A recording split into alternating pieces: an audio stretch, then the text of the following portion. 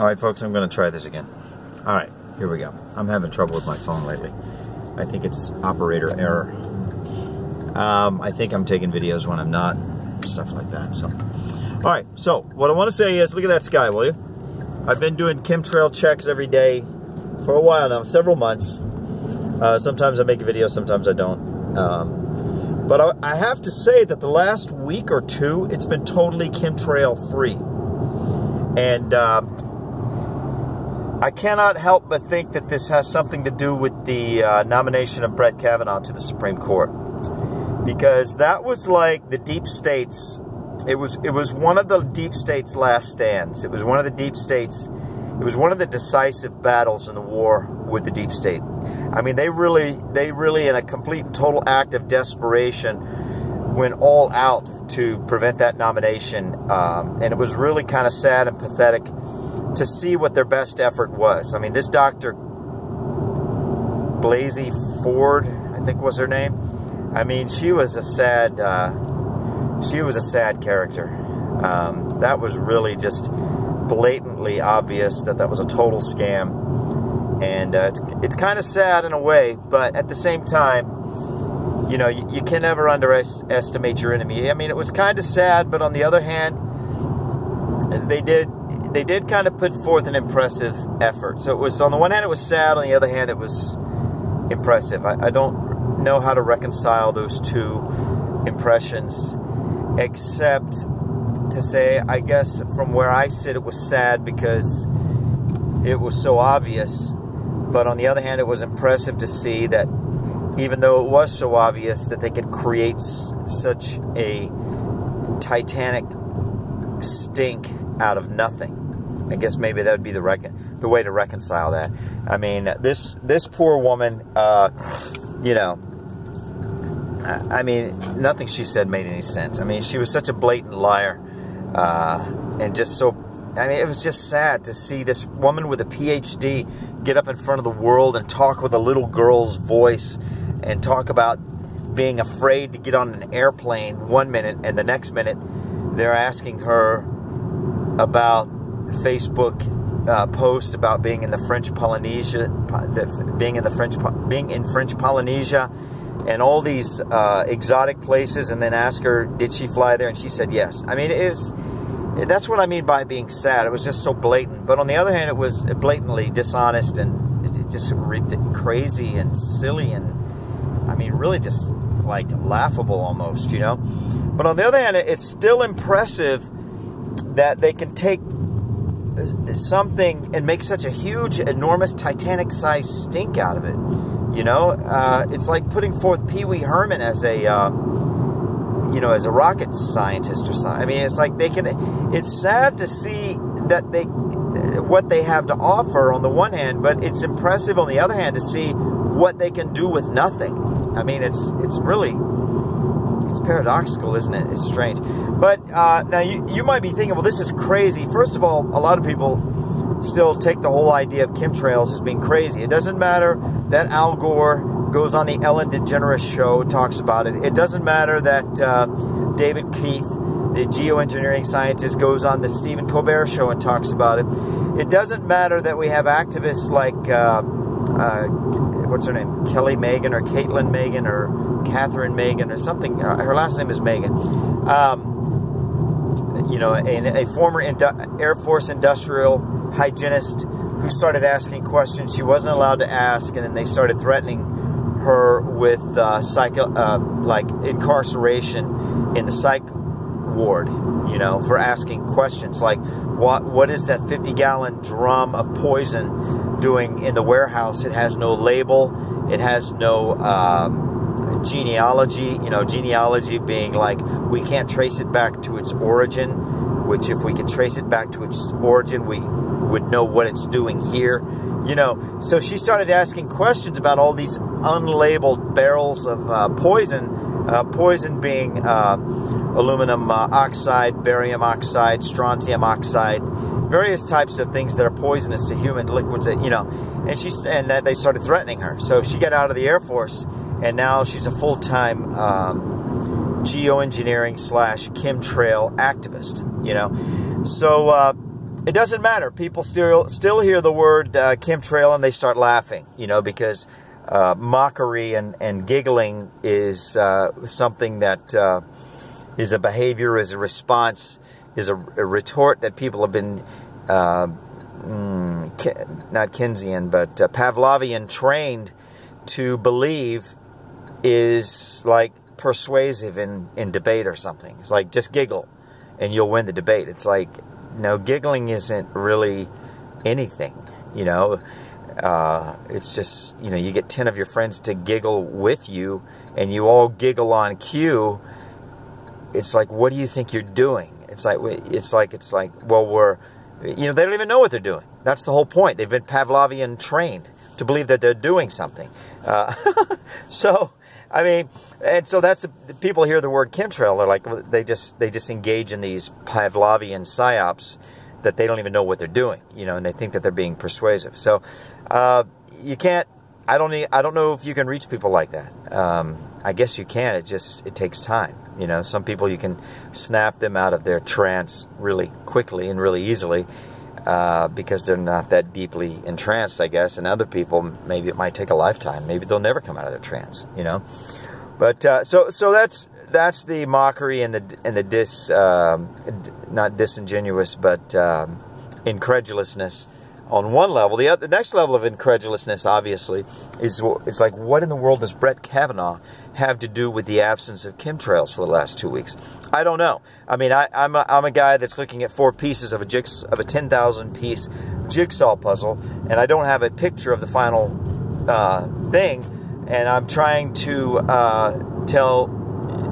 talk about what the jigsaw puzzle might look like when it's done. So it does sound a little crazy. I understand that. But you have to understand I'm working with 4 pieces out of a 10,000-piece jigsaw puzzle. There are people that have more pieces than I do, but I have what I have. I'm working with what I have to work with here. So my theory is that it has something to do with the Brett Kavanaugh nomination because Trump succeeded. And this is like a huge step of progress in the solidification of the Trump presidency. Now, the solidification, what I mean by that is that, you know, basically the left has been denying Trump the presidency ever since he was elected. They've just been, you know, put a bag over their head and start chanting in unison, he's not our president, he's not our president, he's not our president. That's what the whole Russia nonsense is all about. Russia interference, when really it's them. They're interfering. They're colluding with China and Silicon Valley to interfere with the election. And because China has, Apple is now a Chinese-run company. China is the sworn enemy, along with the European Union, of the United States, because they want to create a one-world government. There's going to be 3 regions, Europe, Asia, and America. And the only thing standing in the way is the United States, because we're armed, because we're free, more or less. And none of this is perfect, but, you know, to enough of a degree to be a problem for them. And so they've got to take us down. And so they're the ones interfering, right? The left in America, the left in the West, colluding with China and the European Union to, you know, basically deny the United States a free and fair election. We freely and fairly elected Donald Trump. As a matter of fact, it was more than free and more than fair, because, you know, if there was an honest tally of the votes, then, you know, Hillary might have gotten like 5 electoral votes, or maybe like 50 out of, you know, 600 or whatever the total number is, you know, as opposed to the over 200 that she got. Trump still crushed her, even though she literally stole 5 or 6 states, you know.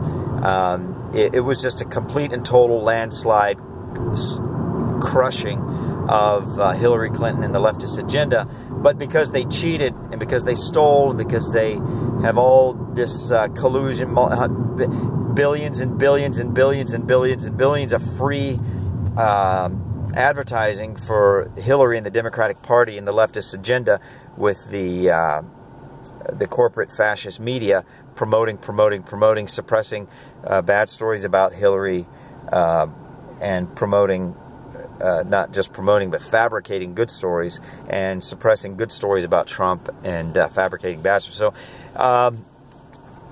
So they've been denying that he won, even though he won, and not only did he win, but he won like in a complete and total ridiculous landslide. So so what that means is that the entire federal government, which is essentially a leftist stay-behind network put in place by Barack Obama, the Bush family, and the Clintons,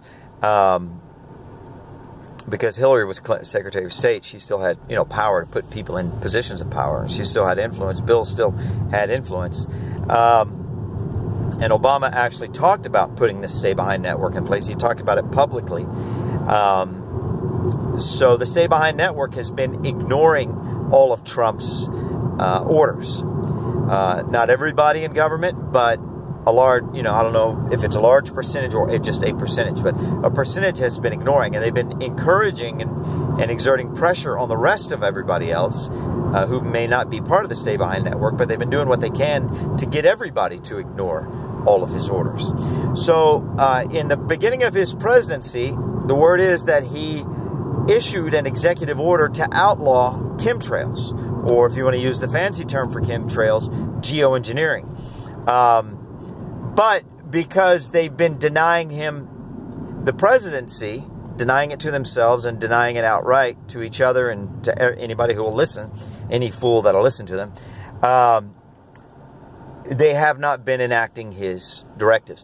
But the nomination of Brett Kavanaugh was a huge victory for the solidification of Trump's presidency. So as soon as Kavanaugh was elected, at least in Tampa Bay, I can't speak for the rest of the country, but these chemtrails just boom, they just poof, they just disappeared. Is it just a 2-week break and maybe they're going to start up again? I don't know. It could be a total coincidence, but for a while there, I mean, every single day, the sky was ridiculously covered with chemtrails. Which, again, I assume to be, as I have heard, aluminum oxide, barium oxide, strontium oxide. Aluminum is a well-known adjuvant or irritant for the nervous system. It reduces IQ. It increases dementia and whatever they call Alzheimer's, which I don't even believe Alzheimer's is a real thing. Alzheimer's is just... first of all, it's a psyop. It's something that they say to give people an excuse to dump their parents in a home and walk away and wipe their hands, and it's like a little trigger word, Alzheimer's. Oh, Alzheimer's. Oh, okay, so you got to put them away. Okay. I mean, it's crazy. It's insanity. So Alzheimer's is just inflammation in the brain. Dementia is just inflammation in the brain. And the older you get, the less capacity you have for dealing with inflammation. And you've acquired a lifetime of bad habits of eating stuff you shouldn't eat and drinking stuff you shouldn't drink. And it's just a lifetime of bad habits. It's a lifetime of accumulated stuff going on, that when you're young, your body can deal with it. The older you get, you can't deal with it. So anyway, that's another topic. But it reduces IQ, it reduces brain activity, it reduces spirit, it reduces metabolism, it just reduces life, basically. But you still have a living being. It doesn't kill, it just reduces, right? Strontium and barium, I don't know what those are. I think they're radioactive, but there's a whole, that every aspect of this, you start talking about it, is a different rabbit trail. I saw a rabbit trail on the whole, on this whole subject, and it leads into 5G, which is the new electromagnetic frequency for cell phones and data transmission, and then there's one after that, which is a new. There's even another one. I think it's called Terra Wave or Terra Band or Terra, something like that. So it's even more powerful than 5G, and everybody and their brother is raising alarms about 5G, about how dangerous it is and how it interferes with the human body at the cellular level, and it's just sabotage, basically, of the human race. They want to collapse the West and bring in the third world, overrun the overrun the first world with the third world, create chaos, and then they have their chaos out of order thing where they, you know, wreck everything and then come in on a white horse acting like the saviors of mankind. And people believe them because they're desperate, they're scared, they're injured, they're poor, they're sick. They have no choice, right? They have no choice but to believe that this devil on the back of a white horse, basically, who is you know, disguised as a savior, a devil disguised as, they have no choice but to believe that they're a savior because, again, they're scared, desperate, sick, and panicked, you know. So that's the whole order out of chaos thing. So that's how you take over. And they're trying to implement their one world. But like I said, there have been no chemtrails. So we may be entering an age of health and vitality. You know, instead of seeing diseases increase like we have been for the last 50 years, maybe we'll start to see a reversal of all of this stuff. By the way, sorry about the fragmented monologue here, but I was talking about the 5G and what the 5G and the Terra wave or Terra band, whatever it's called, has to do with the chemtrails is that the chemtrails are all about metallic poisons. Aluminum is a poison, mercury is a poison. There's a whole litany of metals that are poisons.